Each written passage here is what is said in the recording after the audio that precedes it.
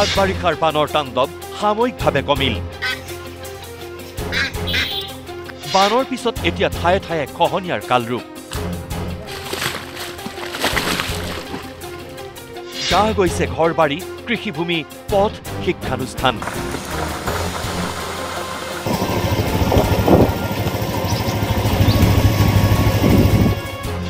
নিজৰ সপোনৰ ঘৰখন নিজেই ভাঙি নিৰাপদ স্থানলৈ ঢপলিয়াইছে নৈপৰীয়া।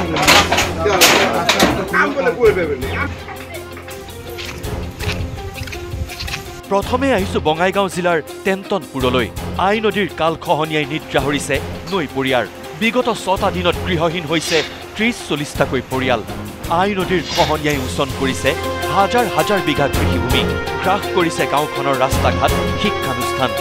আশাৰে সজোৱা নিজৰ ঘৰ নিজেই ভাঙি নিৰাপদ দূৰত্বলৈ পলাইছে নৈপৰীয়া। অস্থায়ীভাৱে আশ্ৰয় লৈছে বাটৰ কাষত। কলৈ যাব, ক'ত থাকিব, কি খাব, চিন্তা কৰি হাহাকাৰ গৃহহাৰাৰ। তথাপিও খবৰ নাই প্ৰশাসন, জনপ্ৰতিনিধি, জলসম্পদ বিভাগৰ।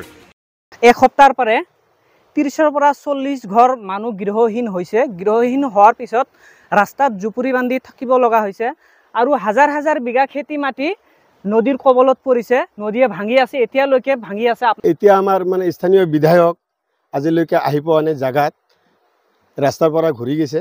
এতিয়া আমি আৰু কি ক'ম, ক'ব লগা মোৰ ভাষাই নাই। মানুহখিনি ৰাস্তাতে থিয় হৈ জুপুৰি বান্ধি কেম্প কৰি আছে। একেদৰে বৰলুইতৰ কাল খহনীয়াই তাণ্ডৱ চলাইছে গোৱালপাৰাৰ লক্ষীপুৰত। লুইতৰ বুকুত বিলীন হ'ল কেইবাটাও বাসগৃহ, জাহ গ'ল বিঘাই বিঘাই কৃষিভূমি। মহাবাহুৰ খহনীয়াই বহু পৰিয়ালৰ ভেটি উচন কৰো কৰো অৱস্থা। ঘৰৰ লামলাকতো লৈ নিৰাপদ ঠাই বিচাৰি ঢপলিয়াইছে আতংকিত নৈপৰীয়া।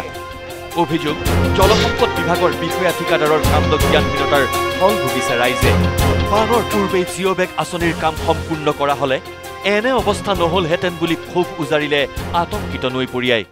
জলসম্পদ মন্ত্ৰী পীযুষ হাজৰিকাদেৱে ইয়াতে আহিছিলে। তেখেতে এটা ডাঙৰ স্কিম ধৰিছে। স্কিমটো এপ্ৰুভ হৈ পেলাই ঠিকাদাৰক দিয়া হ'ল, কিন্তু ঠিকাদাৰৰ হেমাহিৰ কাৰণে তেওঁলোকে 15 দিন পিছতহে কামটো ষ্টাৰ্ট কৰিলে।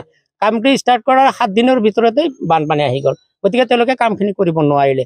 যদি ঠিকাদাৰে সময়মতে কামখিনি আৰম্ভ কৰিলেহেঁতেন তেনেহ'লে এই ইৰিশ্যন নহ'লেহেঁতেন যেন অনুমান হয়। Bureau report, news live.